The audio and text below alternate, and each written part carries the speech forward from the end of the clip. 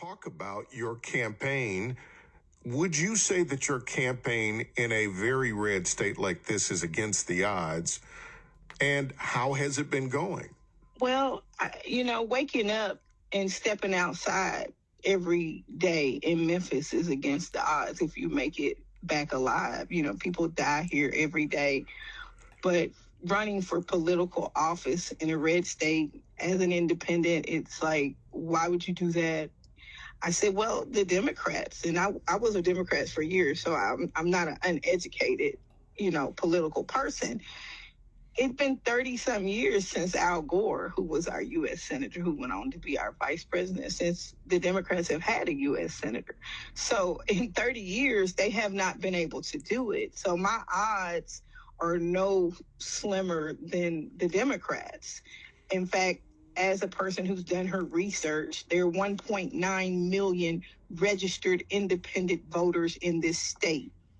And that means if half of them get out, half of the people who don't like either side or feel like either side is failing the American people or failing Tennesseans, then that means I will be elected to be Tennessee's first Black United States Senator. Why did you decide to run as an independent? Why not join the Republican Party? Well, I thought about it, but there are some things that I couldn't come to terms with that made me a Republican. And because I'm at this point in my life, I'm an honest person. I don't want to be what you call hypocritical. I don't want to say that I'm a Republican because that's a way to get elected, because that's not what I am. I'm a person who's an independent thinker, like the first president of this country, which was George Washington. He was not a Republican. He was not a Democrat. He was an independent.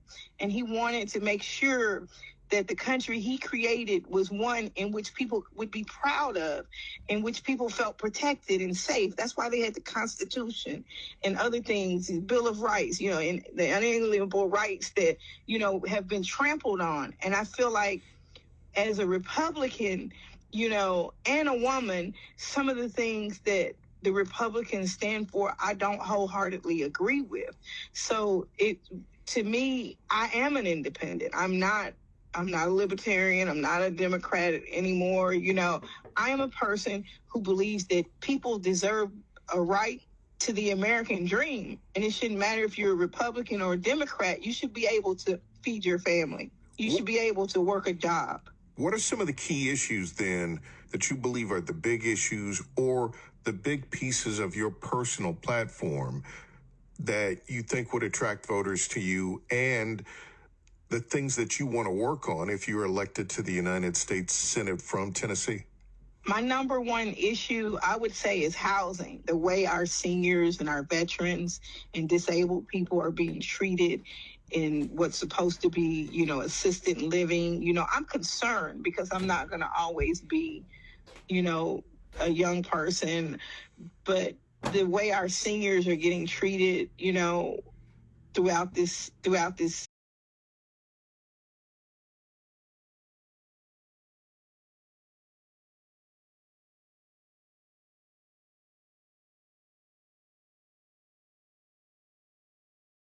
state when it comes to their health care, they're just not being treated properly. So I feel like we need to work on housing to make sure that people have housing. If people have housing, then they're less likely to commit crimes because they have something to lose. They're going to lose their place to stay. Right now, rent is almost $2,000 just to be affordable. And that's not affordable to me. A lot of people don't own their homes in Memphis. I'd say 30% of the houses in my community are owned by corporations outside of the state. So you have all these rental properties, and then people wonder why we have this crime issue, because we don't have true community anymore. So I would definitely focus on housing, affordable housing. I would then next focus on health care.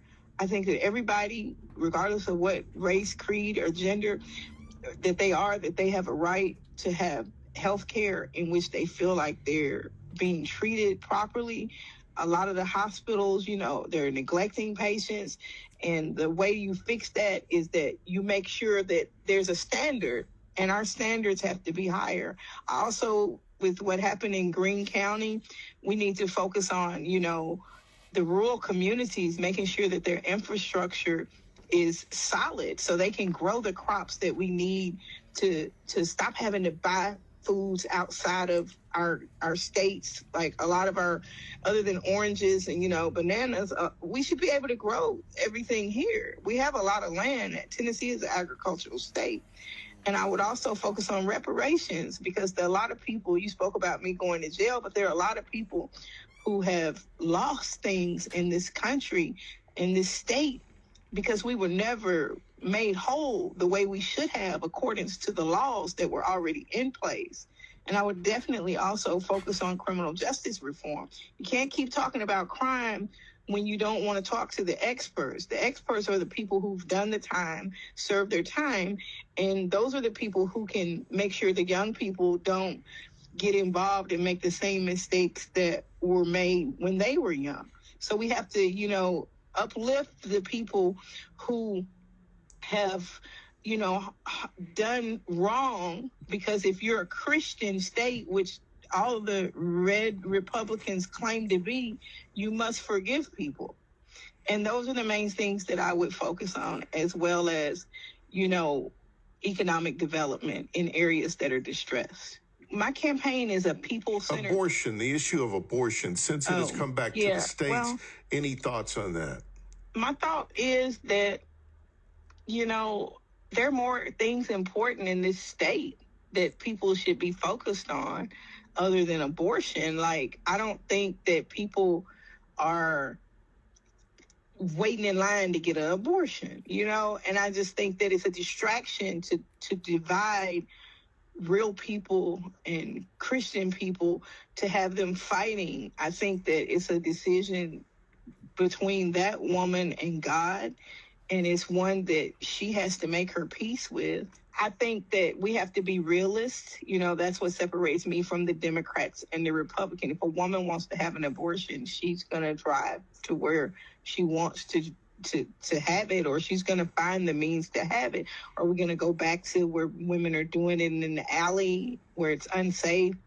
It's a very sticky subject, but I just think it's that the government has no place in the doctor's waiting room.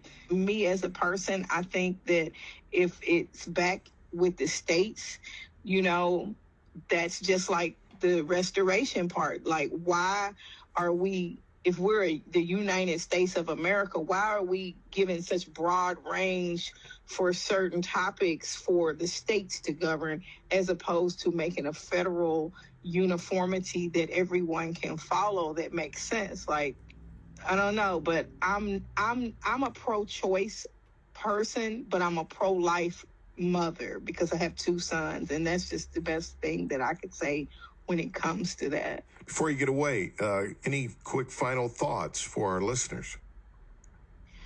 Well, I want people that hear me, when they go and cast their vote, I want them to decide, are they going to let money and power control who they vote for this year?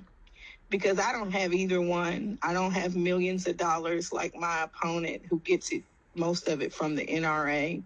I don't have millions of dollars like my other opponent, who gets hers from Act Blue, who also shut my platform down to enable to keep me from, raising money 60 days before the election. I'd had an Act Blue account for 5 years, but because I was running against the Democrat, Act Blue, a private company that raised millions of dollars, have shut my account down, and they're now sending my traffic to Kamala Harris. And so when you make your vote, are you going to vote for money or power, or are you going to vote for truth and integrity? If you want to see truth and integrity in government, there's only one name that you can pick, and that's the name that's mentioned almost as much as Jesus in the Bible, and that's Moses. My name is Pamela Janine Moses, and I'm running to be your next United States Senator. You can follow me on all social media platforms, Pamela Moses US. The US is for us. And that's it. Thank you so much for giving me an opportunity to talk to your listeners. Thanks for being on the broadcast today.